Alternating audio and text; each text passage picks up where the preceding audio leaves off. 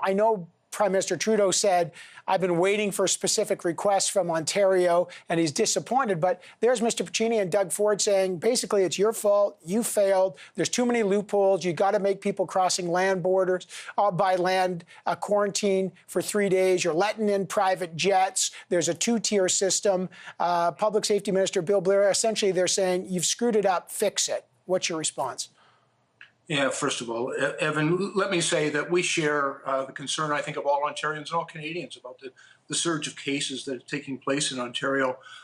My first response is I would encourage Ontario to look at their own data and to listen to their own health experts. And just for an example, yesterday in Ontario, there were 2,320 cases reported in Ontario, and by Ontario's data, 0 of them were related to travel. We have, the Premier, as you said, 4 months ago wanted us to drop the quarantine and to replace it with rapid testing. We don't think that that was the right thing to do.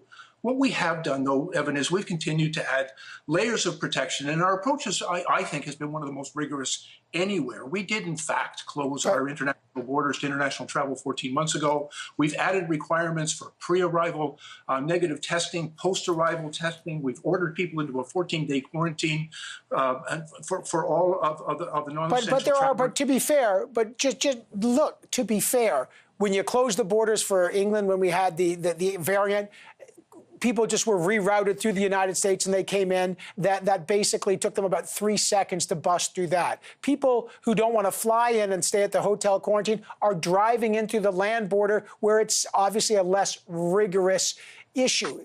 The Ontario government's wanting that to be more rigorous. Why not make that more rigorous? After all, common sense says the foreign variants are coming from the borders.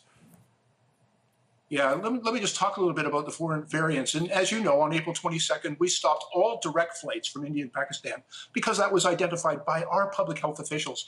And by the way, it's a good time for me to point out, we actually rely on data. We follow the advice of our public health officials, and we act quickly on it.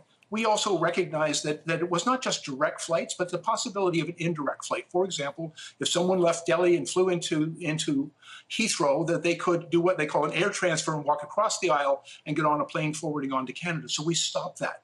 We introduced measures that require the person to land in the UK, to stay there and get another negative test, a PCR test, before transiting on to Canada. Right. And when they arrive, we test them again. And in fact, we test everyone that arrives in this country, Evan, and we require all non-essential entry to undergo a 14-day quarantine. We test them again. But I appreciate that. But if it's so good, if the system's so good, why are most of the variants, the British variant, the South African variant, like they got to come from somewhere, Bill Blair. And so you must think, well, we think we're doing a lot, but we clearly can't be doing enough if the variants have come here and ravaged so many parts of the country. Yes, and Evan, I think most thoughtful people would recognize that, first of all, most of the people and we've reduced international travel 96%. With the measures that we've put in place. The 4% that remain is essentially two cohorts. It's Canadians who have, under our Constitution, Section 6, the right to return to Canada, and they have the right to leave Canada. And so we respect their constitutional rights, and our responsibility for those returning Canadians is to manage their return as safely as possible. That's what the pre-arrival test, the post-arrival test, the 14-day quarantine. The reason we put in the hotel measures at our international airports is because many of the people that fly into, for example, Toronto, will walk across the aisle and get on another plane flying on to Thunder Bay or Winnipeg or perhaps to Halifax. And so because we have only measures at those international borders, that's why we require those people to stay in the hotel at that international airport for 3 days while we complete the negative test. Okay. That's the right thing to do. The measures that we put in place, for time. I'm not suggesting they've been perfect, Evan, but they have been remarkably effective in slowing down the spread. And as I said yesterday, in Ontario, 0 transmissions related to travel out of 2,320 cases. Right. But remember, I mean, I understand the math.